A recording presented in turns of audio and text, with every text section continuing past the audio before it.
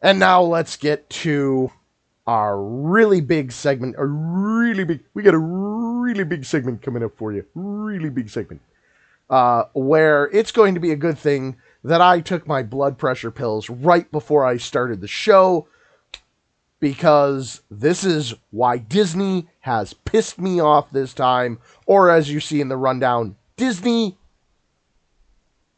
That's right. So, I've spent all this time. It's been weeks and weeks and weeks. We've been going through books and books and books on this, covering a new book every week. And I've mentioned a little bit about the Disney fan films, and I've mentioned some stuff that kind of pisses me off about it, but I haven't really gotten to a full movie.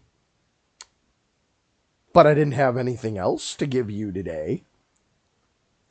And I've been sort of letting this boil in me. And now we're going to talk about it.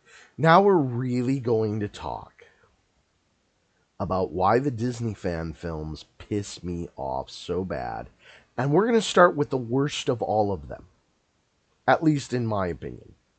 Solo. Solo, there's... Back me up here, chat. There's just so many reasons that Solo is bad, right? Even if you're good with the Disney stuff, even if you kind of like even some of the Disney stuff, like, Solo was bad, right? But I'm not here to tell you that. You already know that. I'm here to tell you how bad and why it was bad. So I did something that I've only done once before. I watched Solo this morning, and I took a whole bunch of notes. I have those notes in front of me. So I watched Solo again. And so, beef number one, and not necessarily my number one beef, just the first one I started writing down, okay? They have the girlfriend, Kira, right? And they give her a cute little name, and she's this cute little girl, and she's always this damsel in distress figure. First of all, I don't think there's any version of Han Solo where he doesn't get sick of that. Right? And second of all, okay, this is like the last girlfriend that he has on Corellia before he sort of moves on from Corellia. Okay? Number one, Han doesn't really move on from Corellia. He keeps going back. Number two, his last girlfriend on Corellia before he mostly moved on is this girl named Zala. I will put her name in the chat. Zala. Zala is introduced in the Dark Empire comics. Go read the Dark Empire comics. They are awesome. And Zala is a badass. Zala is no damsel in distress. Zala is very much in the Leia Organa archetype, where she can take care of herself and she can take care of you and all the people chasing you if she has to. With the difference that Zala is not a politician. She's kind of a smuggler kind of girl, kind of a rogue kind of girl.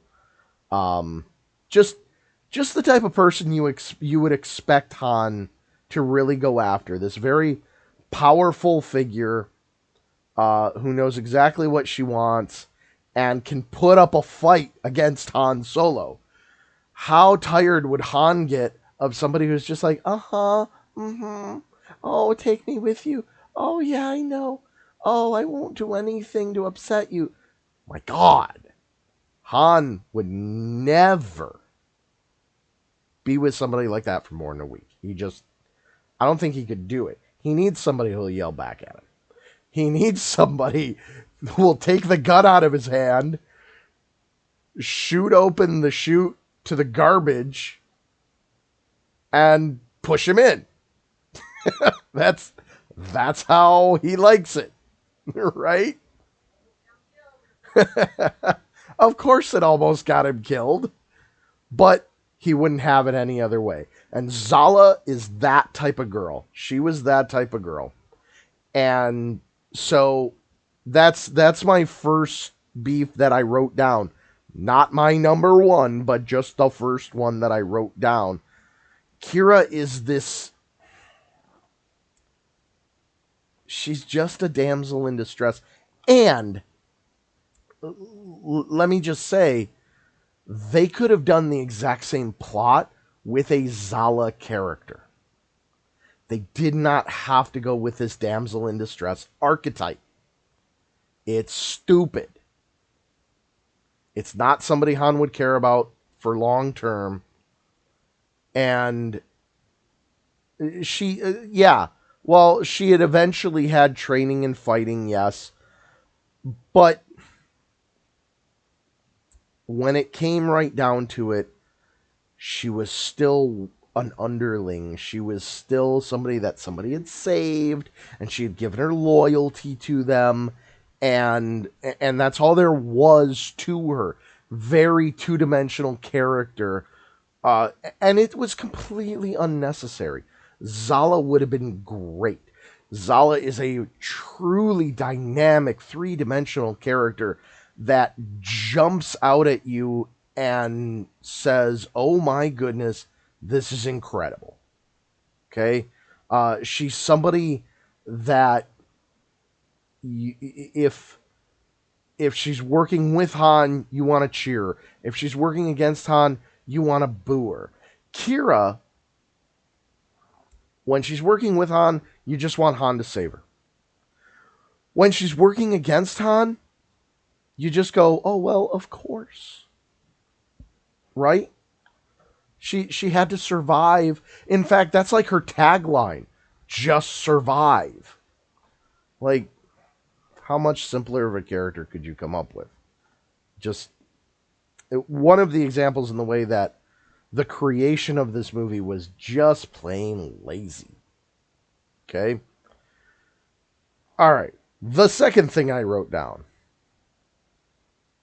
I cannot believe that they made the story of Han and Chewie coming together a side plot. Just the thing that happened over here, and it happened, and all of a sudden they were both happy with being together with each other.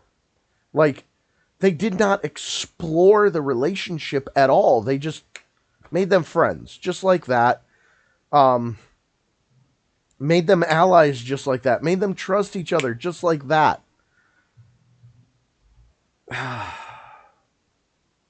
The story of Han Solo and Chewbacca and what they have to go through to become who they are by the time we get to episode 4 is a monster story. It's a huge story. And they could have done this entire movie just about that story, and it wouldn't have been just this stupid action flick. It would have been a deep, emotional story. And they could have done that. They could have made the majority of this movie the story of Han and Chewie coming together. There's enough there for a beginning. There's enough. Okay, maybe even throw in a little bit of winning the Falcon, which that's yet another thing. The whole winning of the Falcon was sloppy and lazy also. Okay? Ooh, Lando's a cheater. Ooh, we stole his cheating card out from under him, and now we win. Ha ha ha.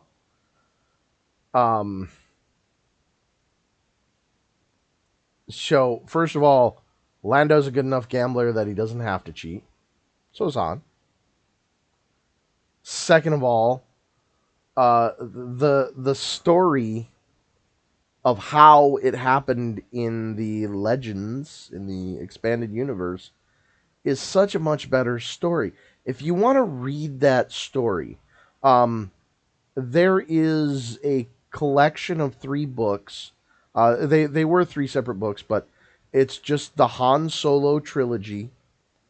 Um, that starts with At Star's End, I believe, if I'm remembering correctly. Um, where you get to learn about this. You also get to learn about it in the book Millennium Falcon. It's one of the last Legends books in the timeline, and we'll talk more about Millennium Falcon when it comes up. Um, but I figured I should mention that. Um, if they had had Han win the Falcon at the end and set up Han and Chewie's like first real mission together, which was going back to Kashyyyk, Chewbacca's homeworld, and um, doing something for his family, for Chewie's family there, they could have set up a Chewbacca film. But no, this is all. They chose to throw this out. This movie is a really good. I don't know if it's the best, but it's a really good example of absolutely everything that Disney did wrong, just because they wanted to create their own story. Okay, we don't want to use the stuff from the books, which they did anyways. And I will get into that as we get into um, the episode fan films at a later date. But they they so badly wanted to create their own story that they neglected to understand that there was a good story out there and that it would have been perfectly fine for them to use it. They own the whole freaking franchise. Like, it just, to put Kira in there, uh, and to not even consider Zala, to take away the long story of Chewie and Han coming together. It just very disappointing. They decided that they needed more of an action film. They ignored the intimacy that they could have had with the story that already existed. And that is maybe the most disappointing thing to me that came out of this film is you have to put up with that.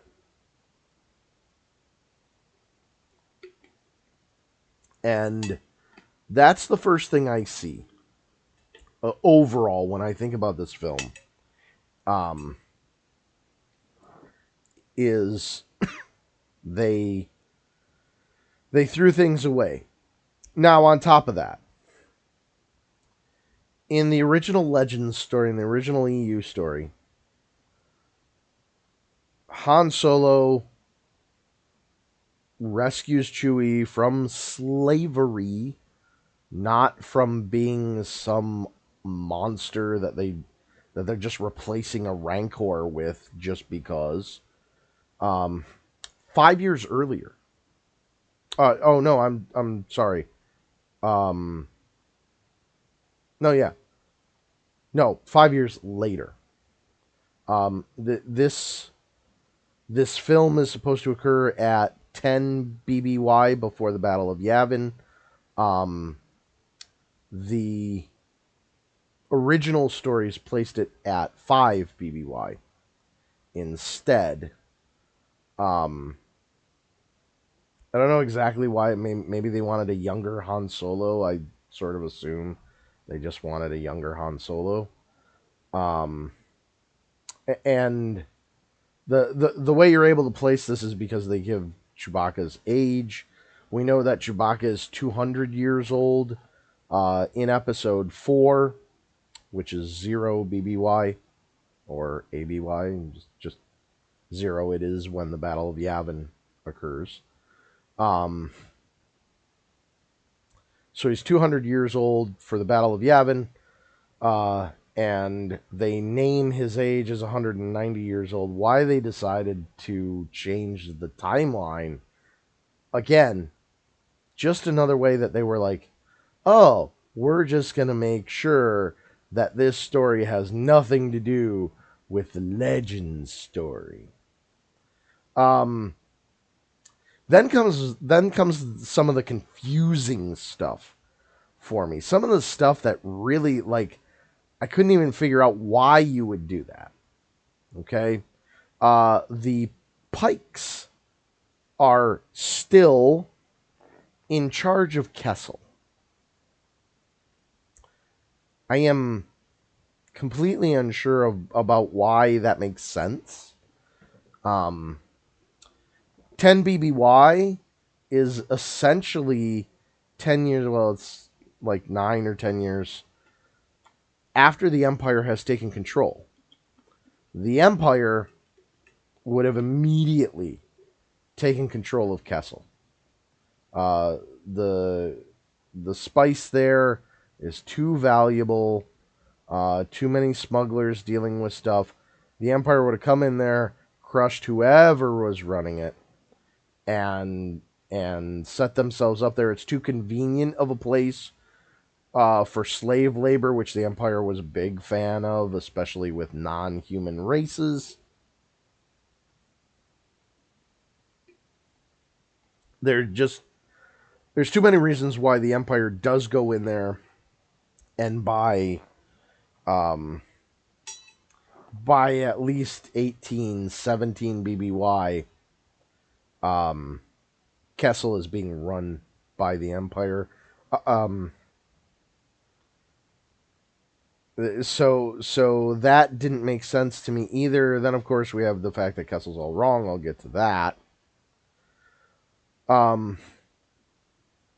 But we've got the Pikes controlling Kessel. Like, makes no sense. And I think the only reason they did that is because if you remember, Maul, formerly Darth Maul, took over the Pikes empire, became the leader of their smuggling ring, along with several others in the Clone Wars series. And maybe they wanted Maul to still have a connection because of the way that they chose to end Solo. Why they had to bring Maul in, I'm not even sure. But they just thought, ooh, a cool cameo. Everybody wants to see Maul again. And I suppose I kind of get that, but again, just sloppy, lazy writing. We'll just throw in a character that we know is popular for no real good reason. They made it seem like they were setting up a sequel, but of course no sequel came because Solo did awful, and instead of sticking to their guns, they just threw it on the shelf and said, well, let's not deal with that idea.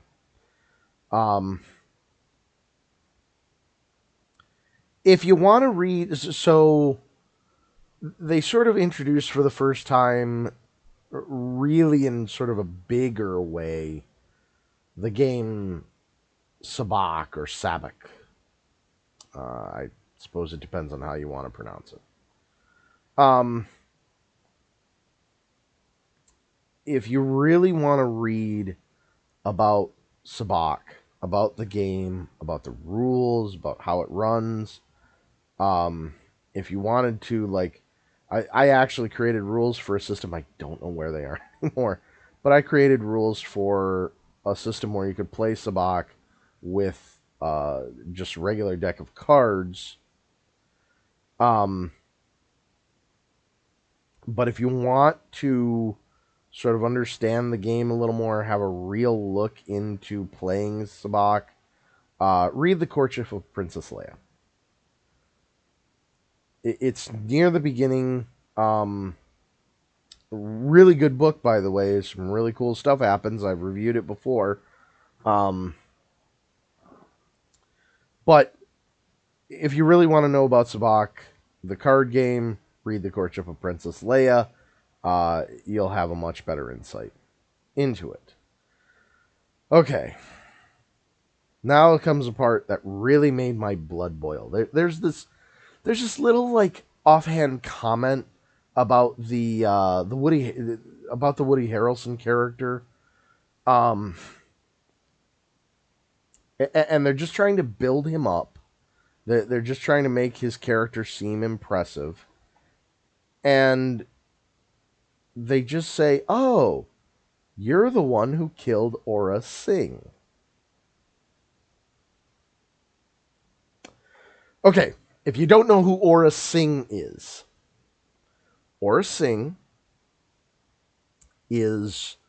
that white-skinned, female-looking humanoid in Star Wars Episode 1 that was sort of standing off to the side while during the pod race that Anakin won. That's Aurra Sing. She's got like a bald head, but a weird thing on top, and very cool looking character. Aurra Sing. I hope I'm going to spell this right. Aurra Sing? Who's a grump? I wish you were here. You could help me spell it correctly.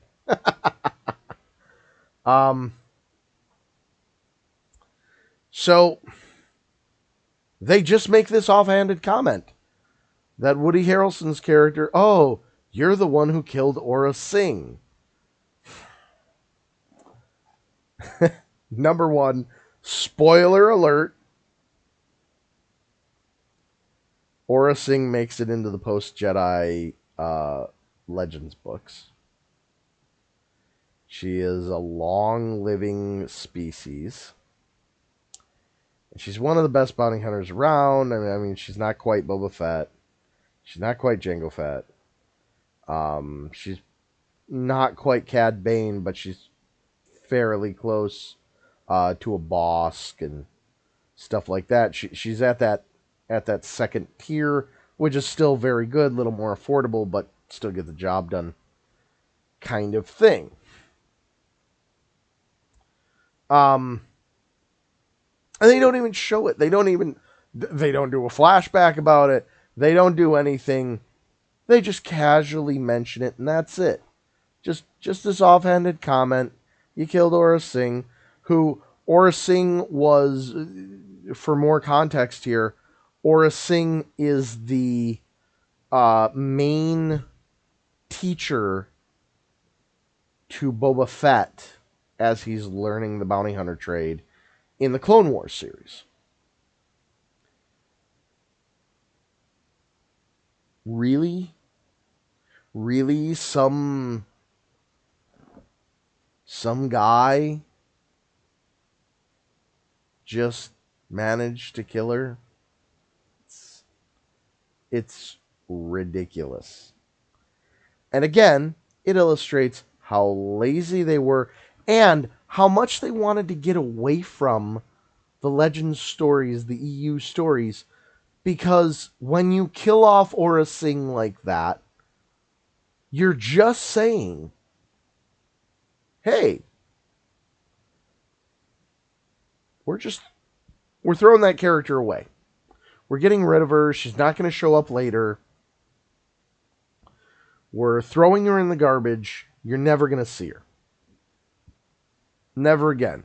If you want to see her, watch the 1 second clip of her in episode 1 or the 2 or 3 episodes that have her in it in the Clone Wars series. That's all you're going to get of Aurra Sing. We've killed off Aurra Sing. We don't like her. Now, I do want to say this. They could bring back Aurra Sing, right? There's nothing saying that Woody Harrelson's character, like, cut her head off and brought it to somebody and they're keeping it as a trophy or anything like that. They just sort of casually mention that he killed her. She could come back for revenge at any time. Aurra Sing probably isn't that easy to kill, right? But let's take them at their word. They killed Aurra Sing, a character that you could do so much with. A badass character that they just decided we don't want that one. We're sick of this reality where Aurra Sing exists. It's almost spiteful, it seems. Like, why would you do that other than to be spiteful? That's what it seems to say. We just want to get rid of some popular stuff from that expanded universe, from that Legends universe. That's all it seems to say. I mean, they're going to make Grand Moff Tarkin a lesser character if they're not careful. You know? All right. Moving on from Aurra Sing. I was really upset when I heard that line. I could not believe that line was said. The Sabacc game, not nearly as interesting as the one in the books where Han actually does win the Millennium Falcon from Lando Calrissian. It's such a much better story. If you want to hear that story, please say so in chat. Otherwise, I'm going to let you find it. I know it's talked about in the Millennium Falcon book, but in the Han Solo trilogy, they get into the specifics of it. They really delve into the story. So if you really want to know about it, either let me know in the chat, or at the very least, I guess the least would be just letting me know in the chat. Or if you really want to know the story yourself, go read the Han Solo trilogy, starting with At Star's End. I think that's the first one. I know it's one of the three. Okay.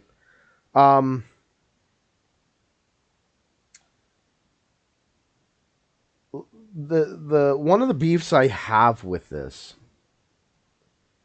is that in the movie Solo, in the fan film, Han looks at the Millennium Falcon and does exactly what Luke did, just says it's a piece of junk. Until he flies it and realizes how incredible it is, but originally he looks at it and thinks it's a piece of junk. In the books, that never happens. The moment Han looks at the Falcon, he is completely infatuated with it. He needs to have that ship. He knows that him and that ship belong together. It is a romance written in the stars. And he will do whatever he has to get it from Lando. Which, of course, becomes the case later on in the movie. But it doesn't start that way. And one of the magical things about Han's relationship with the Falcon is that it was magical from the beginning.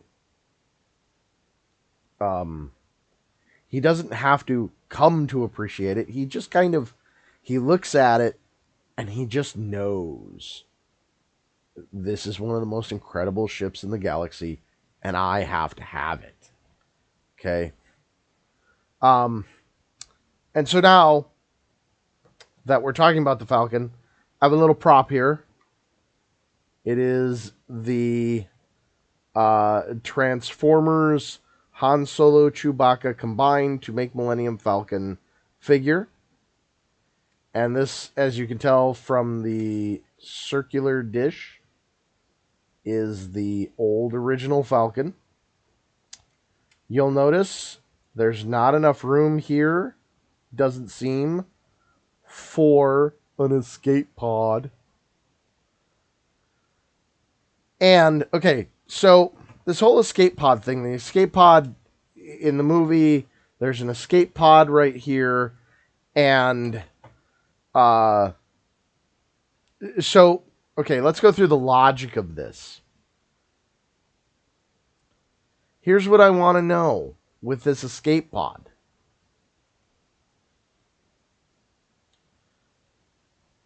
How does it make sense at all? Okay, so imagine you're flying. Whee! We're flying through the galaxy. Yay! You're flying through the galaxy. And you get in trouble. Oh no, somebody's shooting at me. Either they're shooting at you like this, or they're shooting at you like this. So, doesn't make any sense to put an escape pod here where if they're shooting at you, if they're coming at you and shooting at you, you're going to shoot yourself directly into the line of fire. It doesn't make any sense to have an escape pod back here anywhere, even like underneath here. Oh, the batteries are out. I thought that was going to be a cool moment. It lights up if the batteries are working. It doesn't make any sense to have, yes, total fail, Critter Cuddler. I know. It doesn't make sense to have an escape pod back here,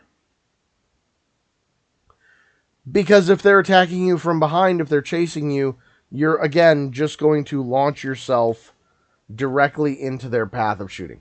So it makes no sense for an escape pod to be at the front or back of any ship. Right? Just doesn't make sense. It makes so little sense that they've never done it on a real plane, jet, anything like that. Where is the emergency eject? Where does it take you?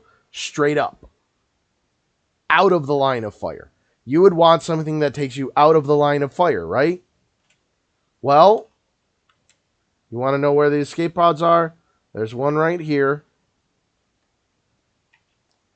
And there's one right here.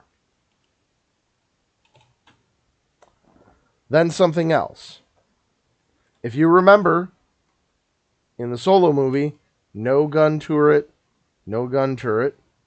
All they have are these little dinky guns that were originally with the YT-1400. Yes, lifeboats and everything is on the side. Exactly. Thank you. And they didn't have the bigger dish.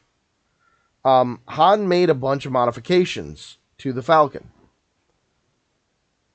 So you're telling me he made all these modifications, but he didn't bother replacing the escape pod? What? It's one and done? You never get to replace it? If you use that escape pod, you had better be sure that the ship is going to explode because you're never going to get another escape pod. Come on. The Corellian shipyards, where this came from, would have been way smarter than that. They would have had tons of escape pods just waiting to resell to people. They're not going to like make them so expensive that you can't afford them. They're not going to be super cheap either. But they're going to be something that you can get a replacement for. The YT-1400 was one of the most popular models to ever come out of Corellia. They wouldn't have abandoned the design. They wouldn't have abandoned the escape pods. They would have just made sure that there were plenty of escape pods. So, even at like nearly 100 years old, which is approximately how old the Falcon is by the time Han gets his hands on it. Um, somewhere, something like that, maybe only 75, but it's a pretty old ship by the time Han gets his hands on it. Even at that age, the YT 1400s were so popular um, that they would have kept manufacturing escape pods for him. In fact, in the books, the escape pods get used several times, and somehow there's still escape pods on the Falcon. Gee, how did that happen? You wouldn't just never replace the escape pod. You just wouldn't do it. And you wouldn't take up valuable, like what are these supposed to be then on the side here? What is this? If it's not an escape pod, then okay, it's not an escape pod, but it's crucial to the ship, symmetrically put on both sides. It's got to be something important. You wouldn't just replace it with escape pods. You couldn't. You'd have to redesign the whole ship. And clearly, the Millennium Falcon that's in Solo looks at least close enough to Han Solo's modified Millennium Falcon that there is some connection between the two. Right? So, the whole Millennium Falcon thing, like, I just can't. It's, makes my blood boil. Then, of course, they show up on Kessel, and Kessel is such a big disappointment. It's all wrong. If you want a really good depiction of Kessel, read Jedi Search, the first book in the Jedi Academy trilogy by Kevin J. Anderson. Really good book, and you start the book by getting to learn some stuff about Kessel and about the Kessel Run, which they managed to screw up too. Well, I don't know. I wasn't completely displeased with the Kessel Run idea. What they ruined was the story of Han making the Kessel Run in less than 12 parsecs. That could have been the right depiction. There's no reason it shouldn't have been. But there's a better story as to when he had to make the Kessel Run in less than 12 parsecs. Okay? And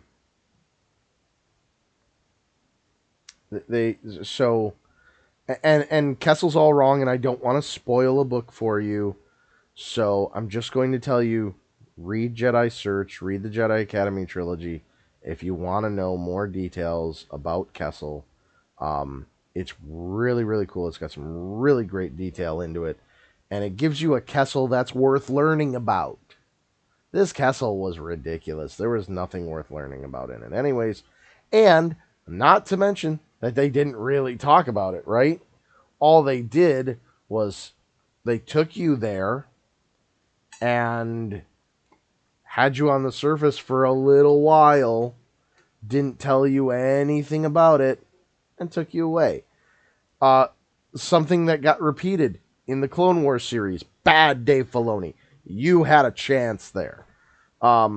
Something that they could have gone more into, and they just never did. So disappointing, because the whole Kessel story in the Legends books, especially in Jedi Search, is just so good. Just the description, so very good. I'm drinking out of a new water bottle today. My wife just bought me, Critter Cuddler just bought me. And when I opened it today, there's like a piece of paper in it. And I figured it was like instructions or like the manufacturer warranty or whatever. I poured it out. It's a strip from a 3x5 index card with somebody's telephone number written on it in red ink. That's interesting. Critter Cuddler, my wife, decided she was going to text that number with a picture of the bottle. But I don't think anything's come of that yet today, has it? I don't think it has. Anyway, let's get back. What else? Oh, you did get a reply. What did it say? Tell me about it.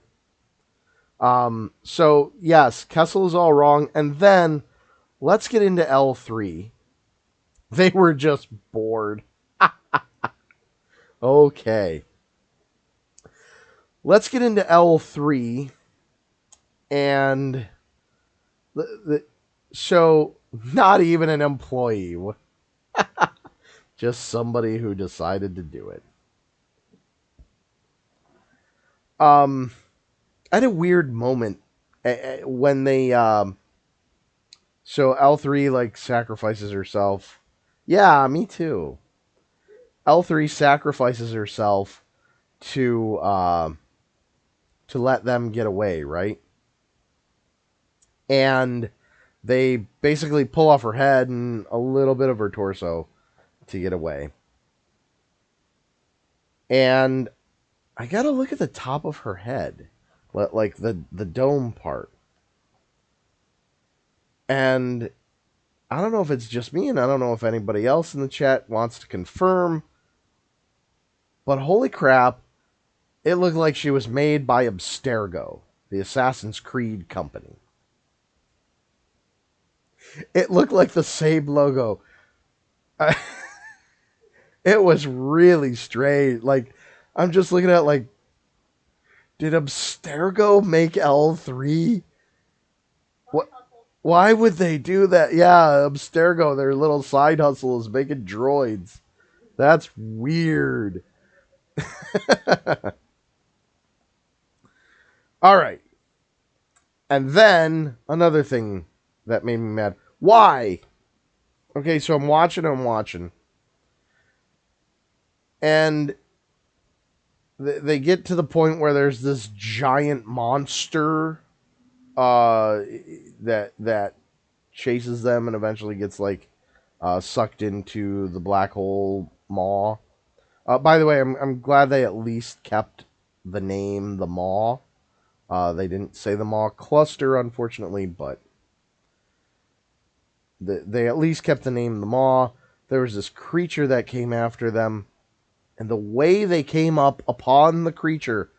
Why? Of all the nostalgic things that you might want to bring into a Star Wars movie, who would ever think of the powers out, powers back episode 1 moment where they have the giant fish that's going to eat them? What? Again, the laziness of this film. Like, seriously. Somebody would just watch an episode 1 one day and they were like, oh, I want to put the let's turn the power back on and have the big eye open moment again. Because that hasn't been overdone at all. Wow. Like, there's so many great nostalgic moments that you could have gone through. Now, granted, they had used up most of them for episode 7. But there were still some gems in there somewhere, I'm sure. Before you got to the let's turn the power back on and have the giant eye looking at us moment. Now, maybe they didn't think anybody would notice, but I noticed. And I know lots of other Star Wars fans out there would notice too. It just, the complete laziness of this film, the complete obstruction to a good story in some cases.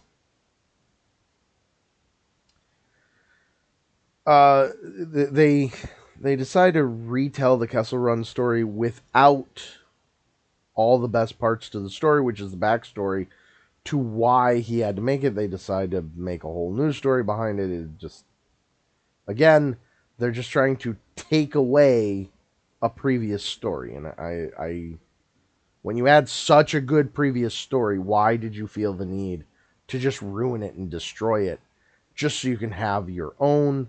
The epitome of making a fan film out of this just being a fan film. Okay. Um, they felt the need to invent this one. I really didn't understand. This is another one of those, like, why? They created a whole new fuel that you'd never heard of before the movie. Like, there were names of fuels before this. The books had a fuel.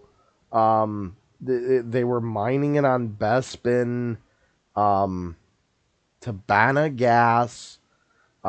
It was the thing that was powering all the ships. That's why Lando was on Cloud City. That's why he was running Cloud City. He was mining Tabana gas, which he then sold as the raw ingredient, the main ingredient for fuel. Why do you feel the need to create this? Even above all the other stuff, this doesn't even come out of the books. This is straight out of one of the movies. And they felt like, oh, no, we need our own fuels. We need our own fuel for this. We can't just take from something that's already there. That wouldn't be creative at all. Give me a break. This is, oh man.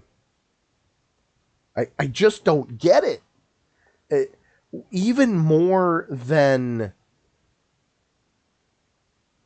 you're being stupid about it. Like, I just don't understand what your motivation behind it is. If anybody in the chat understands that motivation, please put it in there. I tagged Mark Hamill in this. If you're watching, Mark, please bring somebody in here to help explain this. I know Mark Hamill's not watching. I'm not delusional. um, so they have all that. They decide to retell the story without anything. They invent a new fuel source, and then the Maul thing. It's okay. It's interesting. Maul is an incredible character, so popular that they felt the need to continue keeping him alive, even after he'd been chopped like completely in half.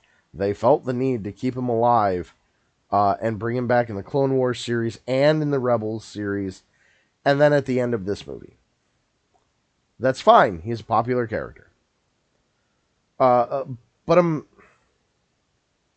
not so sure he's supposed to fit here. Okay. Um, they just kind of stuck him in there.